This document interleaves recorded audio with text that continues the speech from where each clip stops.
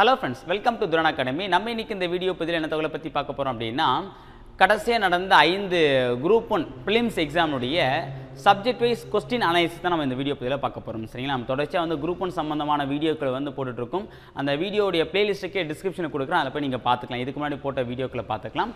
அதே மாதிரி நம்ம Telegram சேனலுடைய லிங்க்கும் நான் கீழ டிஸ்கிரிப்ஷன் கொடுக்கிறேன். அத போய் நீங்க பார்த்து ஜாயின் பண்ணிக்கலாம்.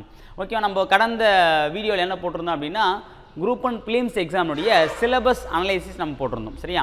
சோ அந்த syllabus analysisல மொத்தம் 10 யூனிட் இருக்கு. இந்த 10 யூனிட்ல இருந்து தான் 200 வினாக்கள் கேட்க போறாங்க ஆப்ஜெக்டிவ் டைப்ல.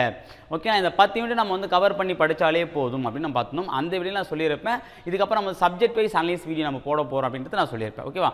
இதல நம்ம என்ன பண்ண போறோம்னா கடந்த 5 Group 1 prelims தேர்வுல எந்தெந்த சப்ஜெக்ட்ல எவ்வளவு வினாக்கள் கேட்டிருக்காங்க அப்படின்ற ஒரு தகவலை தான் நம்ம இந்த வீடியோ பதில பார்க்க போறோம். சரிங்களா?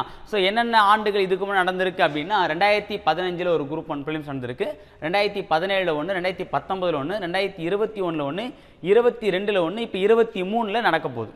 சரிங்களா? சோ கடந்த 5 குரூப் 1 உடைய அனலைஸ் தான் கொடுத்திருக்கோம். ஓகே, மொத்தம் 10 யூனிட் சொன்னீங்களா? 1 2 3 4 5 6 7 8 9 10. சோ இந்த 10 யூனிட்ல தான் கேள்விகள் கேட்டிருக்காங்க. எந்தெந்த மாதிரியான கேள்விகள் கேட்டிருக்காங்க அப்படி நம்ம பார்க்கணும். சரியா?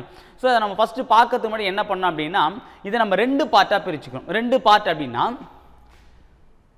இது இந்த மாதிரி. ஓகேவா? அதாவது இந்த முதல் 3 எக்ஸாம் வந்து ஒரு பார்ட்டாவும் இந்த கடைசியா நடந்த இந்த ரெண்டு தேர்வு ஒரு பார்ட்டா நம்ம பிரிச்சுக்கணும். ஏன் சார் நம்ம இப்படி பிரிக்கணும் அப்படினா சோ 2019 வரைக்கும் இருந்த சிலபஸ் வேற, 2021க்கு அப்புறம் அந்த நடந்த இந்த ரெண்டு சிலபஸ் வந்து வேறமா இருக்கு. என்டையரா வந்து வேறமா இருக்கும். அது காரணம் என்ன அப்படினா இதுக்கு அப்புறம் வந்து சிலபஸை சேஞ்ச் பண்ணி சோ இதுக்கு முன்னாடி வரைக்கும் மேக்ஸ்ல வந்து 40க்கு மேற்பட்ட வினாக்கள் கேட்டிருந்தாங்க. ஓகேங்களா?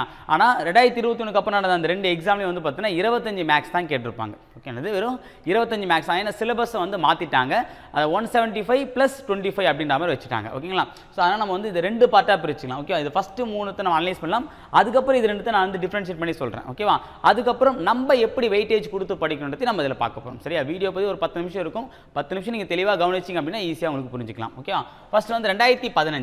ஸோ 2015 நடந்த குரூப் 1 எக்ஸாமில் வந்து மேக்ஸில் 45 வினாக்கள் கேட்டிருக்காங்க. எவ்வளோ? 45 வினாக்கள் மேக்ஸில் மட்டுமே கேட்டிருக்காங்க. அடுத்தபடியாக 27 வந்து பாலிட்டியில் ஐஎன்எம்னா என்ன அப்படின்னா இந்தியன் நேஷனல் மூவ்மெண்ட். ஓகேவா? அதாவது இந்திய சுதந்திர போராட்டம் அப்படின்னு சொல்லுவாங்க. ஓகே, அதாவது இன்னொரு மாடல் என்ன சொல்லுவாங்கன்னா மாடர்ன் ஹிஸ்ட்ரி அப்படின்னு சொல்லுவாங்க. மாடர்ன் இந்தியா அல்லது மாடர்ன் ஹிஸ்ட்ரி அப்படின்னு சொல்லுவாங்க. அதே மாதிரி இது வந்து ஹிஸ்ட்ரியிலேருந்து மொத்தம் 7 கொஸ்டின் கேட்டிருக்காங்க. ஜியாகிரபியில் 16 கொஸ்டின், எக்கனாமிக்ஸ்லையும் 16 கொஸ்டின், சயின்ஸில் 34 கொஸ்டின் கிட்ட கேட்டிருக்காங்க. ஓகேங்களா? அடுத்து பார்த்தீங்கன்னா கரண்ட் அஃபேர்ஸில் 36 கொஸ்டின் கேட்டிருக்காங்க. அப்போ வந்து யூனிட் 8 and 9 ஏன்னா புது சிலபஸ் தான் வந்து இருக்கும். ஓகேவா? அப்போ முதல் 3த்துல பார்த்தீங்க அப்படின்னா யூனிட் 8 and 9 இருக்காது. காரணம் என்ன அப்படின்னா அப்போ வந்து யூனிட் 8 and 9 டாபிக்லாம் இல்லை. ஸோ அப்போ யூனிட் 8 and 9க்கு பதில் எங்கே கொடுத்துருப்பாங்க அப்படின்னா ஹிஸ்ட்ரியில் வந்திருக்கும், ஐஎன்எம்ல வந்திருக்கும், எக்கனாமிக்ஸ் ஜியாகிரபியில் கொடுத்துருப்பாங்க. சரி, பிரித்து கொடுத்துருப்பாங்க. ஓகேவா? அடுத்தது ரெண்டாவது வந்து பார்த்தீங்கன்னா 2017 நடந்த. ஸோ அப்போ 2015 நம்ம கம்பேர் பண்ணும்போது அதிகமாக எதுலேருந்து கேட்டிருக்காங்க? ஃபஸ்ட்டு 45 கொஸ்டின் கிட்ட மேக்ஸ் கேட்டிருக்காங்க. அதுக்கடுத்து பார்த்தீங்கன்னா கரண்ட் அஃபேர்ஸ், அப்புறம் சயின்ஸு, அதுக்கப்புறம் பாலிட்டி, அதுக்கப்புறம் தான் என்ன பார்த்தீங்க ஐஎன்எம், ஜியாகிரபி, எக்கனாமிக்ஸ், ஹிஸ்ட்ரி அப்படின்ற மாதிரி கொடுத்துருக்காங்க. அடுத்து 2017 நம்ம கம்பேர் பண்ணும்போது 5 கொஸ்டின் எக்ஸ்ட்ரா கேட்டிருக்காங்க பாருங்க. சரி, மேக்ஸில் எவ்வளோ? 50 கொஸ்டின் கேட்டிருக்காங்க மேக்ஸில். சரி, அதிகபட்சம் 50 கேட்பாங்க, குறைந்தபட்சம் 45 கேட்பாங்க. அப்போ 50 கொஸ்டின் அப்படின்னும் பார்த்தீங்கன்னா பாலிட்டியில் 28 கேட்டிருக்காங்க, ஒரு கொஸ்டின் எக்ஸ்ட்ரா கேட்டிருக்காங்க. ஐஎன்எம்ல ஒரு கொஸ்டின் கம்மியாக கேட்டிருக்காங்க. ஸோ இதுமாரி வந்து பார்த்தீங்கன்னா மாறும். எப்படி நான் சொல்ல பார்த்தீங்களா? அதாவது கான்ஸ்டன்ட்டாக இவ்வளோ மார்க் வருன்றதுலாம் கிடையாது. மேக்ஸ் மட்டும்தான் 25, அதுவும் இப்போ தான். அதுக்கு முன்னாடி அப்படி கிடையாது. ஓகே, இப்போ ஆனால் பார்த்தீங்கன்னா என்னது மேக்ஸ் தான் 25 தான். மற்ற சப்ஜெக்ட்லாம் எப்படி வேணால் கேட்பாங்க. ஒன்றுத்தில் வந்து 10 கேட்பாங்க, ஒன்றுத்தில் 15 கேட்பாங்க, ஒன்றுத்தில் 20 கேட்பாங்க, எப்படி வேணால் மாற்றி கேட்பாங்க. நான் வச்சுங்க. ஓகேவா? அடுத்து பார்த்தீங்கன்னா ஹிஸ்ட்ரியில் 10 கொஸ்டின் டேரெக்டாக 3 கொஸ்டின் இன்க்ரீஸ் பண்ணிருக்காங்க. ஜியாகிரபியில் 9 தான் கேட்டிருக்காங்க, எக்கனாமிக்ஸில் 17 வந்திருக்கு. ஓகேங்களா? சயின்ஸில் 33, கரண்ட் அஃபேர்ஸில் 35, யூனிட் 8 and 9 கிடையாது. ஓகேவா? ஸோ அப்போலாம் ஃபஸ்ட்டு 2 எக்ஸாமில் பார்த்தீங்க அப்படின்னா சயின்ஸ் அண்ட் கரண்ட் அஃபேர்ஸ்க்கு அதிக இம்பார்ட்டன்ஸ் கொடுத்துருக்கு. நல்லாவே தெரியுது பாருங்க. ஓகேவா? அடுத்து நம்ம 2019 கம்பேர் பண்ணும்போது 2019ல் மேக்ஸில் வந்து 50 கொஸ்டின் கேட்டிருக்காங்க. சரிங்களா? மேக்ஸில் 50 கொஸ்டின் கேட்டிருக்காங்க. பாலிட்டியில் 32 கிட்ட கேட்டிருக்காங்க, கொஞ்சம் இன்க்ரீஸ் ஆயிருக்கு. அடுத்து ஐஎன்எம்ல 21 கேட்டிருக்காங்க, ஹிஸ்ட்ரியில் 8 தான். ஓகேவா? ஸோ அப்போ 7 10 8. ஓகேவா? அடுத்து ஜியாகிரபியில் வந்து 24 கொஸ்டின் கேட்டிருக்காங்க. எவ்வளோ? ஜியாகிரபியில் 24 27. நான் நோட் பண்ண தெரியும் ஜியாகிரபி எக்கனாமிக்ஸும் அதாவது ஃப்ரீக்வெண்ட் அதாவது கொஞ்சம் தான் டிஃப்ரெண்ட் ஆகுது. ஒரு 24 அப்படின்னா ஒரு 4 ஒரு 5 கொஸ்டின் தான் டிஃப்ரெண்ட் ஆகுது. ஓகேங்களா? அடுத்து சயின்ஸ் எடுத்துட்டோம் அப்படின்னா 28 கொஸ்டின் சயின்ஸ் மட்டுமே கேட்டிருக்காங்க. கரண்ட் அஃபேர்ஸில் 16 குறைச்சிருக்காங்க. ஓகே, அப்போ சயின்ஸையும் கரண்ட் அஃபேர்ஸையும் குறைச்சிட்டு ஜியாகிரபி எக்கனாமிக்ஸே ஏற்றிருக்காங்க. ஸோ இப்போ என்ன பண்ணலாம் அப்படின்னா, இப்போ கரண்ட் அஃபேர்ஸ் வந்து அதை நம்ம வந்து ஒரு சில எக்கனாமிக்ஸ் கொஸ்டின் வந்து பார்த்திங்க அப்படின்னா கரண்ட் அஃபேர்ஸும் கவர் ஆகாமல் தான் இருக்கும். நம்ம என்ன பண்ணியிருக்கோம் அப்படின்னா எக்கனாமிக்ஸும் சேர்த்துட்டோம். இப்போ எக்ஸாம்பிள் ரெப்போ ரேட்டை பற்றி கேட்குறாங்க அப்படின்னா இந்த கரண்ட் அஃபேர்ஸ்லும் கவர் ஆகும், எக்கனாமிக்ஸ்லும் கவர் ஆகும். ஓகேவா? ஸோ அந்த மாதிரி தான் ஒரு மெத்தட். இப்போ இது நம்ம சொல்கிற எல்லா வேல்யூஸும் அக்யூரேட்டான வெள்ளம் கிடையாது. ஓகேங்களா? இப்போ இதில் வந்து பார்த்தீங்கன்னா எக்கனாமிக்ஸ் 16 சப்போஸ் 18 கூட இருக்கலாம். ஓகேவா? நான் கரண்ட் அஃபேர்ஸை சேர்த்துருக்கலாம். ஓகேவா? இப்போ வேறு என்ன ஒருத்தவங்க வந்து போட்டுருந்தாங்க அப்படின்னா அவங்க என்ன பண்ணியிருப்பாங்க, அதை எக்கனாமிக்ஸில் போட்டிருக்கலாம். ஓகேவா? அப்படி இல்லை வந்து ஜியாகிரபியில் போட்டுருக்கலாம். ஸோ அப்போ ஒரு சில கொஸ்டின் வந்து மாற்றி போட்டிருப்பாங்க. ஏன்னா அவங்க பார்க்குற கோணம் ஒன்று இருக்குது. ஸோ இது எக்கனாமிக்ஸ் ஓரியண்டாக பார்ப்பாங்க, இல்லை இது கரண்ட் அஃபேர்ஸ் ஓரியண்டாக கூட பார்ப்பாங்க. ஏன்னா ஜியாகிரபி பேஸ் பண்ணி கரண்ட் அஃபேர்ஸ் கேட்பாங்க, எக்கனாமிக்ஸை பேஸ் பண்ணி கரண்ட் அஃபேர்ஸ் கேட்பாங்க, தமிழை பேஸ் பண்ணி கூட கேட்பாங்க கரண்ட் அஃபேர்ஸ்.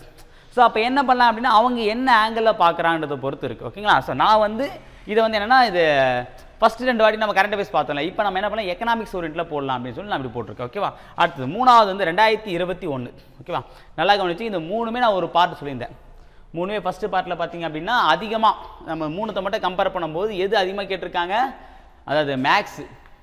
ஓகேங்களா? Maths, science, current affairs, polity, INM. So இதெல்லாம் தான் மேஜர் ரோல் பண்ணியிருக்குன்னு நம்ம நல்லாவே தெரியுது. ஓகேவா? அடுத்து நம்ம லாஸ்ட் 2 பார்ட் அப்படிங்கும்போது 2021, 2022. ஸோ 2021 மற்றும் 22 இப்போ இருக்கக்கூடிய நடைமுறை சிலபஸ் வந்து கேள்விகள் கேட்டிருக்காங்க. ஓகே, இப்போ நம்ம சிலபஸ் இருக்குது பார்த்தீங்கன்னா, இந்த சிலபஸை பேஸ் பண்ணி நடந்த 2 எக்ஸாம் எதுனா 2021, 2022 நடந்த எக்ஸாம். இது ஆக்சுவலாக 2020 நடக்க வேண்டிய எக்ஸாம். ஸோ 2020 ஏப்ரல் மந்த் வந்து பார்த்தீங்கன்னா கொரோனா வந்ததுனால 2021 ஜனவரி மாதம் இந்த எக்ஸாம் நடத்தினாங்க. ஓகே, நான் ஃபஸ்ட்டு அப்போ தான் சிலபஸை மாற்றி நடத்தின எக்ஸாம். இப்போ 2022 ஒரு குரூப் 1 எக்ஸாம் நடந்துச்சு. ஓகேங்களா? ஸோ அப்போ அப்படிங்கும்போது 2021 வந்து மேக்ஸ் வந்து எவ்வளோ கான்ஸ்டன்ட் 25 கொஸ்டின், மேக்ஸ் எவ்வளோ 25. அடுத்து பார்த்தீங்கன்னா பாலிட்டியில் 26 கொஸ்டின் கேட்டிருக்காங்க. அடுத்து வந்து நீங்கள் ஐஎன்எம்னா ஐஎன்எம் 25, ஹிஸ்ட்ரியில் மட்டும் 16 ஏறிட்டு இருக்கு. ஓகேவா? ஹிஸ்ட்ரியில் பார்த்தீங்கன்னா மேக்ஸில் வந்து குறைஞ்சிச்சிங்களா? ஸோ மேக்ஸில் குறைஞ்சது அப்படிங்கும்போது மற்ற சப்ஜெக்டில் கொஞ்சமாக இன்க்ரீஸ் பண்ணியிருக்காங்க. அடுத்தது geography 20, economics 21, science 17, current affairs 11, unit 8. ஏன்னா நான் சொன்ன பார்த்தீங்களா புதுசாக வந்து 2 யூனிட் சேர்த்துருக்காங்க. ஓகேவா? அப்போ அந்த புதுசாக 2 யூனிட் என்னது யூனிட் 8, யூனிட் 9. யூனிட் 8 மட்டும் 34 கொஸ்டின் கேட்டிருக்காங்க. யூனிட் 9ல் 5 கொஸ்டின் கேட்டிருக்காங்க. ஓகேங்களா? ஸோ அடுத்து நம்ம கடைசியாக பார்க்க போது 2022 நடந்த குரூப் 1 ஃபிலிம்ஸ். ஓகேவா? இதான் நம்ம கடைசியாக நடந்த குரூப் 1 எக்ஸாம். ஓகேவா? ஸோ அதில் வந்து பார்த்தோன்னா மேக்ஸில் 25, ஒரு சில இடத்துல வந்து பார்த்தா 21, ஏன்னா 26 ஒரு மேக்ஸ் எக்ஸ்ட்ராவே கேட்டிருப்பாங்க. அது ஒரு சில இடத்துல இது மேக்ஸ் இல்லை, இது வந்து பார்த்தீங்க அப்படின்னா சயின்ஸில் வரும் அப்படின்ற மாதிரி என்னென்னும் சொல்லிட்டு இருக்காங்க. ஓகேவா? நம்ம வந்து மேக்ஸோட போட்டுக்கலாம், ஒன்றும் பிரச்சனை இல்லை. அதாவது +1 போட்டுக்கலாம். நான் இது வந்து மேக்ஸை தான் சேர்த்துருக்கேன். என்னை பொறுத்த வரைக்கும் வந்து 2022 குரூப் 1 எடுத்தீங்க அப்படின்னா அது 26 மேக்ஸ் தான் இருக்குது. ஓகே, ஏன்னா அதை நம்ம எப்படி பார்த்தாலுமே அது மேக்ஸில் தான் நம்ம சேர்க்குற மாதிரி இருக்கும். 26 கணக்கு வந்து மேக்ஸ் மட்டும் கேட்டிருக்காங்க. சரி, அதாவது 2022 26 கொஸ்டின் கேட்டிருக்காங்க, மேக்ஸில் மட்டும் கேட்டிருக்காங்க. அதை அடுத்து தான் 29 கொஸ்டின் பாலிட்டியில் வந்திருக்கு, 16 கொஸ்டின் ஐஎன்எம்ல கேட்டிருக்காங்க, 12 கொஸ்டின் ஹிஸ்ட்ரியில் கேட்டிருக்காங்க, ஜியாகிரபியில் 25 கொஸ்டின் கேட்டிருக்காங்க. சரியா? அடுத்து பார்த்தீங்க அப்படின்னா எக்கனாமிக்ஸில் 23, சயின்ஸில் 18, கரண்ட் அஃபேர்ஸில் 15, யூனிட் 8ல் 28, யூனிட் 9ல் 8 கொஸ்டின் கேட்டிருக்காங்க. சரி, இது வந்து ரீசெண்டானது. இது வந்து பார்த்தீங்கன்னா அளவு வந்து மாறுபடலாம். ஓகேவா? இப்போ எக்ஸாம்பிள் வந்து பார்த்தீங்கன்னா சார் இது வந்து இப்படி தான் கேட்டிருக்காங்களா, இப்போது இதில் பார்த்திங்க அப்படின்னா ஐஎன்எம் எண்ணி பார்த்தா வந்து 16 வரலையே, 18 வரலாம். ஓகேவா? ஏன்னா இந்த ஐஎன்எம்மில் வரக்கூடிய ஒரு பார்ட்டை கொடுத்தீங்கன்னா யூனிட் 8ல் கூட போட்டிருக்கலாம். ஸோ யூனிட் 8ல் வரக்கூடிய பாட்டத்துக்கு ஹிஸ்ட்ரியோட போட்டிருக்கலாம். அதே மாதிரி யூனிட் 9ல் வரக்கூடியது எக்கனாமிக்ஸ்லேயும் வரும், ஜியாகிரபிலையும் வரும். ஸோ நம்ம எந்த ஆங்கிள் அதை எடுத்துக்கிறோம் அப்படின்றத பொறுத்து தான் இருக்குது. ஓகேங்களா? ஸோ அதனால் வந்து இது அப்ராக்சிமேட்டாக ஒரு 2 மார்க் இல்லை 2 கொஸ்டின் 3 கொஸ்டின்றதுனா வேரியண்ட் ஆகும். இந்த 28ன்றது 30 கூட இருக்கலாம், 8ன்றது 7 கூட இருக்கலாம், இல்லை வந்து பார்த்தீங்கன்னா 25ன்றது 20 கூட இருக்கலாம். ஓகே, அப்போ 2-3 கொஸ்டின் மட்டும் தான் மாறுபடும், மற்றபடி எல்லாமே மேக்ஸிமம் சேமாக தான் இருக்கும். ஸோ இதில் நம்ம தெரிஞ்சிக்க வேண்டியது, ஏன்னா இதை எக்ஸாமில் கேட்க போகிறது கிடையாது.